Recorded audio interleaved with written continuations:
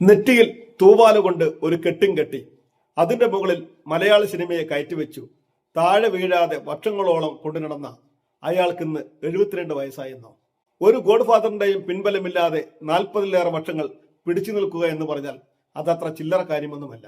ഒന്നിനൊന്ന് മികച്ച 100-ലേറെ കഥാപാത്രങ്ങൾ ചെയ്യുക, 40ഓളം ചിത്രങ്ങൾക്ക് തിരക്കഥ എഴുതി സംവിധാനം ചെയ്യുക, കഥ, തിരക്കഥ, സംഭാഷണം, സംഗീതം, പശ്ചാത്തല സംഗീതം, ആലാപനം, അഭിനയം, എഡിറ്റിംഗ്, നിർമ്മാണം, വിതരണം, സംവിധാനം തുടങ്ങിയ സിനിമയുടെ എല്ലാ മേഖലകളിലും വിജയകരമായി കൈവയ്ക്കുക.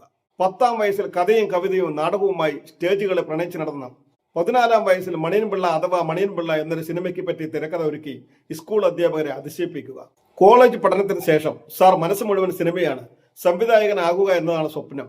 പക്ഷെ എവിടെ തുടങ്ങണം, എന്ത് ചെയ്യണം എന്നറിയില്ല.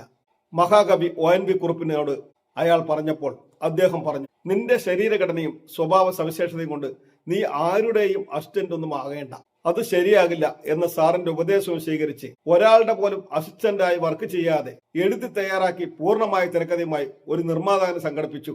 23-ാം വയസ്സിൽ സംവിധായകന്റെ കസേരയിലിരുന്ന മനുഷ്യനാണ് ബാലചന്ദ്രൻ മേനോൻ. താരങ്ങളുടെയും പിന്നണി പ്രവർത്തകരുടെയും ഡേറ്റിന് കാത്തു നിൽക്കാതെ സംവിധായകരുടെയും ക്യാമറാമാന്റെയും ജോലി അയാൾ സ്വയം ഏറ്റെടുത്തു. തിരക്കഥ, സംവിധാനം, അഭിനയം എന്നീ 3 വേഷങ്ങളും ഒറ്റയ്ക്ക് ഏറ്റവും കൂടുതൽ സിനിമകൾ ചെയ്തു ലിംക ബുക്ക് ഓഫ് റെക്കോർഡ്സിൽ ഇടം നേടിയ അസാധാരണ പ്രതിഭയാണ് ബാലചന്ദ്രൻ മേനോൻ. കൂടാതെ ഇത്രയും തിരക്കിനിടയിലും അഭിനയത്തിൽ പൊൻവസന്തം വിരിയിച്ച ഇന്ത്യയിലെ ഏറ്റവും നല്ല നടനുള്ള ദേശീയ പുരസ്കാരവും അദ്ദേഹം നേടിയെടുത്തു. ശോഭന, ലിസി, കാർത്തിക, പാർവതി, ആനി, ഉഷ, നന്ദിനി എന്നീ നടിമാരെ സിനിമയിലേക്ക് വലതുകാൽ വെച്ച് പ്രവേശിപ്പിച്ച സംവിധായകനായിരുന്നു ബാലചന്ദ്രൻ മേനോൻ.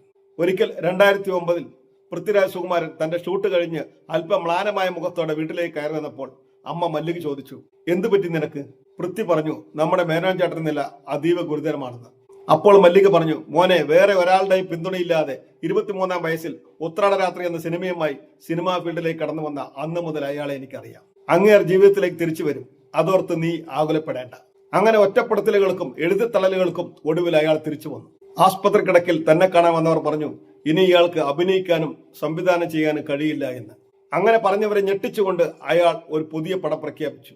പടത്തിന്റെ പേര് ഞാൻ സംവിധാനം ചെയ്യും. അങ്ങനെ വിമർശകരുടെ വായ അടപ്പിച്ചു വെല്ലുവിളിച്ച അയാളുടെ ആ ഗംഭീര ആറ്റിറ്റ്യൂഡിന് എന്ത് നൽകിയാണ് ആദരിക്കുക? GPS മീഡിയയ്ക്ക് പറയാതിരിക്കാനാവില്ല. നിങ്ങൾ എന്തൊരു മനുഷ്യനാണ് ബാലേന്ദ്രൻ സാറേ. നിങ്ങളുടെ ക്ലാസ് വെളിപ്പെടുത്തുന്ന ഒരു ചിത്രവുമായി നിങ്ങൾ ഒരിക്കൽ കൂടി വെള്ളിത്തിരയിൽ പ്രത്യക്ഷപ്പെടുമെന്ന് GPS മീഡിയ ഇപ്പോഴും ഉറച്ചു വിശ്വസിക്കുന്നു.